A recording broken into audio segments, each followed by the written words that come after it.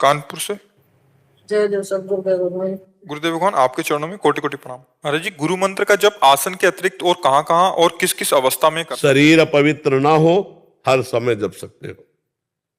शरीर अपवित्र हो रहा, जैसे आप शौचालय में हो, वहां गुरु मंत्र नहीं जप सकते। नाम जप कर सकते हो। लघु शंका कर रहे हो, गुरु मंत्र नहीं। मुंह जूठा है, गुरु मंत्र नहीं जप सकते।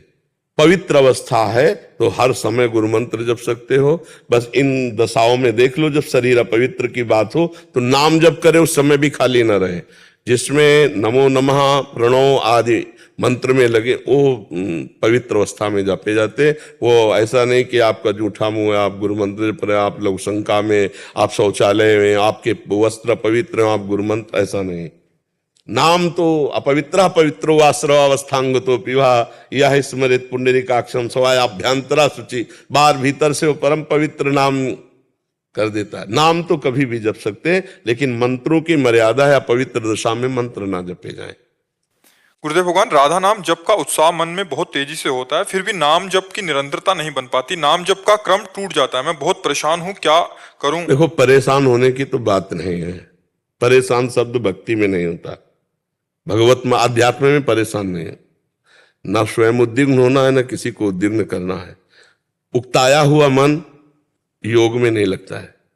बहुत गंभीर और धैर्यता की 100 में कुछ परसेंट लगने लगा ना, जहां 100% हम संसार का चिंतन करते थे, अगर 10% हम भजन में लगा दिया तो 90% लग जाएगा। सोचो, अनंत जन्मों का संसारिक मन, अभी कुछ समय से हम उसे 10% लगा पाए तो हमने बहुत बड़ी विजय प्राप्त कर ली।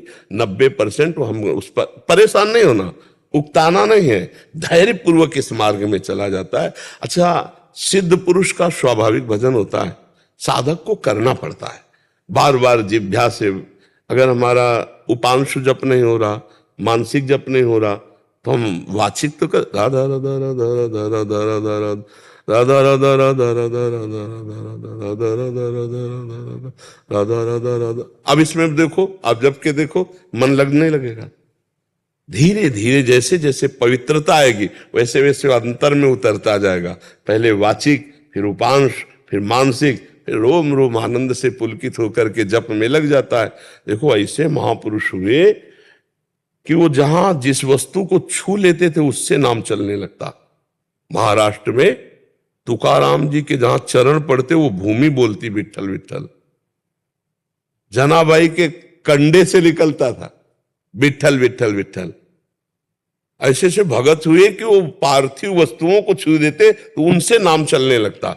और हमारी जबान से नाम नहीं चल रहा, हम अभ्यास करें। अभ्यास योग युक्तेन चेतसा नान्यगामिना। यदि हम अपना चित्त बार बार भगवान में लगाएं तो भगवान देखते हैं कि हमारे में मन लगाना चाहता है, तो कृपा कर देते हैं। तो मन आवरण विक्षेप रहित होकर भगवान में लग जाता है। हम उबे नहीं। पहली बात तो परमार्थ में परेशानी शब्द मत बोलो, नहीं तो ये ठीक नहीं लगता। परेशानी नहीं भाई, हम आनंद में प्रभु का चिंतन करना चाहते हैं, मन विषयों में जा रहा है तो हम बार बार उसको हटा करके लगा रहे हैं। इसमें परेशानी क्या है? ये तो आनंद का विषय है। जैसे कोई कुश्ती लड़ने वाला होता है, उसको जोड़ का पहलवान मिलता है तो उसको अच्छा लगता है कि अब हमारी थोड़ी वर्जिश हो जाएगी और थोड़ा अच्छा लगेगा लड़ने में। तो अच्छा जोड़ मिल गया है हमें। हम भगवान के अंश हैं और मन भी भगवत स्वरूप है। इंद्रियाणाम मनश्चास्मि, भगवान ने कहा इंद्रियों में मैं मन हूं, तो मन भी भगवत स्वरूप है और हम भी भगवत स्वरूप है। ये जाएगा भाग के, हम बार बार इसको हटाकर लक्ष्य में लाएंगे। ये जहां जहां भाग के जाएगा वहां वहां हम भगवत स्वरूप का चिंतन करेंगे। जब सृष्टि नहीं थी तब भगवान, जब सृष्टि नहीं रहेगी तब भगवान, तो बीच में जो कुछ है तब वासुदेवा सर्वम। कहां जाएगा मन? हम उसको घेर के लाते, जहां जाए वहां भगवान का चिंतन कराना, ये भी भगवान है। ऐसा न कर पाओ तो जहां जाए वहां से हटा के नाम में बार बार लगाना। आप देखो, कुछ आप विजय हासिल कर लिए, कुछ तो लगने लगा ना, तो अब हम पूरी विजय हासिल करने के लिए उत्साह संपन्न रहे। हाँ, समुत्कंठा नाम गाने सदा रुचि, उत्साह के साथ भगवान का नाम जपना। परेशान होना यार, ये अध्यात्म तो नहीं है। परेशानी, बोझा मानना, घबरा जाना, निराश हो जाना, ये अध्यात्म है।